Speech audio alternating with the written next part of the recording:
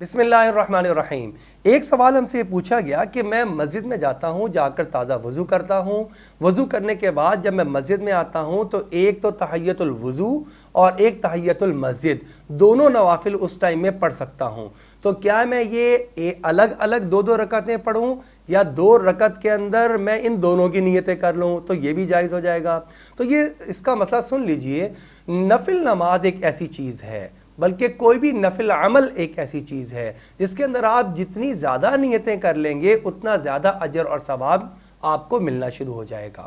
جیسے آپ نے یہ شکل پوچھی ہے کہ آپ نے تحیۃ الوضو کی نیت کی، 2 ہی رکعت نفل پڑھنے ہیں آپ نے، اس کے سے پہلے آپ نے تحیۃ الوضو کی نیت بھی کر لی، تحیۃ المسجد کی نیت بھی کر لی، آپ اسی کے اندر صلاۃ الحاجت کی نیت بھی کر لیں تو یہ کرنا بھی جائز، آپ کو 3 اجر مل جائیں گے۔ آپ اسی کے اندر صلاۃ شکرانہ کی نیت بھی کر لیں، آپ اسی کے اندر صلاۃ التوبہ کی نیت بھی کر لیں، یہ ساری کی ساری نیتیں آپ کر سکتے ہیں۔ اگر وہ اشراق کا وقت ہے تو آپ صلاۃ الاشراق کی نیت بھی اس کے اندر کر لیں، تو گویا 6 نیتیں 2 رکعت نماز نفل کے اندر جمع ہو گئیں۔ ایسا کرنا جائز بھی ہے اور اللہ کی ذات سے امید بھی ہے اللہ رب العزت سب کو ہی قبول فرما کر سب کا اجر اور ثواب بھی عطا فرما دیں گے۔